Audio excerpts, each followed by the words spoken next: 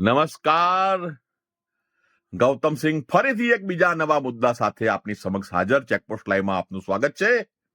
ઉત્તરાયણની પૂર્વ સંધ્યાએ આ બે નવા સમાચાર મેં બનાવ્યા છે. એનું કારણ એ જ છે કે આજ રોજ અમિત શાહ સાહેબ નડિયાદમાં શ્રી સંતરામ મંદિરના દર્શનાર્થે આવવાના હતા. આ બાબતે માહિતી ખાતામાં ફોન કર્યો મેં અધિકારીશ્રીઓને, એ લોકોએ ફોન ઉપાડ્યા નહીં. આજે સવારે એક વ્યક્તિને ફોન કરેલો, એણે કહ્યું કે હું હમણાં ઓફિસે જઈને ફોન કરું. મારો ફોન કરવાનો આશય એ હતો કે તમે કેટલા મીડિયા પર્સનને આ આખું કવરેજ કરવા માટે પાસ આપ્યા છે કે એમને આવવા માટે પરવાનગી આપેલી છે. જે લોકો પત્રકાર નથી, ખાલી યુટ્યુબ ચેનલો બનાવી પત્રકારનું ભણેલા પણ નથી, એવા લોકો ત્યાં આવીને કવરિંગ કરીને જતા રહે છે. અને અમુક વ્યક્તિઓને સ્પેશિયલ પ્રિવિલેજ આપવામાં આવે છે માહિતી ખાતા તરફથી. માહિતી ખાતાના અધિકારીઓ તરફથી સ્પેશિયલ પ્રિવિલેજ આપવામાં આવે છે કે અમુક પત્રકારોને જ ફોન કરીને બોલાવવાના. અને જ્યારે અમુક વ્યક્તિઓને આઈડી કાર્ડ ઇસ્યુ થઈ ગયા હોય તેમાં પણ અમુક સ્થળ ઉપર જવામાંથી રોકવાના. જો કે આજે તો હું ગયો નથી કોઈ જગ્યાએ, પણ 25/7/2025 ના રોજ યોગી ફાર્મ ખાતે માનનીય શ્રી મુખ્યમંત્રી શ્રી ભૂપેન્દ્રભાઈ પટેલ આવેલા, અને એ પ્રોગ્રામ કવર કરતી વખતે મને જવા દેવામાં આવ્યા નહીં. મને કહ્યું કે સાહેબ તમને બોલાવે છે, ચલો ગાડીમાં બેસો.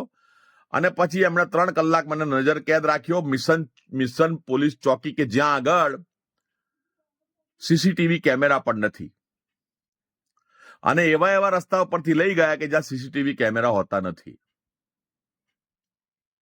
મને તો ખબર પડી ગઈ હતી કે આ શા માટે આ લોકો કરી રહ્યા છે. કારણ કે સિટી જીમખાનાનું જે ગ્રાઉન્ડ છે નડિયાદમાં, તે બાબતે અમોએ સમાચાર બનાવેલા કે સિટી જીમખાનાની ફરતે જે લીલો પડદો માર્યો છે અને લીલી નેટ મારેલી છે, જે નડિયાદના જે વિકાસ થઈ રહ્યો છે, કહેવાતો વિકાસ, તેના ઉપર પડદો મારવા માટે એ લીલી નેટ લગાવેલી.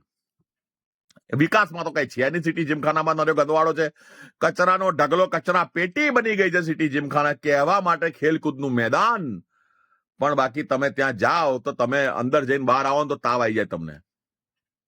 એટલા બધા બેક્ટેરિયા વાયરસ ત્યાં આગળ છે. કહેવાનો મતલબ કે આજના પ્રોગ્રામ માટે પણ આ લોકોએ કોઈ પણ પ્રકારનું ઇન્ટિમેશન આપેલ નથી, કે નહીં કોઈ મેસેજ આપેલો કે પ્રોગ્રામ કવર. કદાચ ના પણ આપ્યો હોય, કદાચ પત્રકારોને આજે ના પણ બોલાયા હોય, પણ હું બપોરનો ફોન કરું છું, સવારથી ફોન કરું છું માહિતી ખાતામાં. ક્લાર્કને ફોન કર્યો, અધિકારીને ફોન કર્યો, તો ફોન ઉપાડતા કેમ નથી? તમે ફોન ઉપાડતા કેમ નથી? વાત શું છે એવી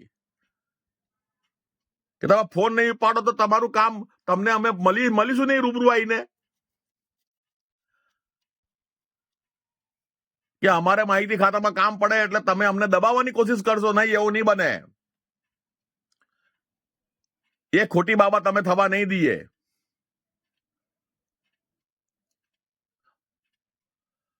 એટલે આ બાબતે જરૂરથી જવાબદાર અધિકારીઓ ધ્યાન આપે. અને માનનીય કલેક્ટરશ્રીને વિનંતી કે નડિયાદની અંદર એવા સ્પેશિયલ પત્રકારોને પ્રિવિલેજ આપવાનું બંધ કરાવડાવો, કારણ કે એ લોકશાહી માટે ખતરારૂપ છે. જય હિન્દ, જય ભારત.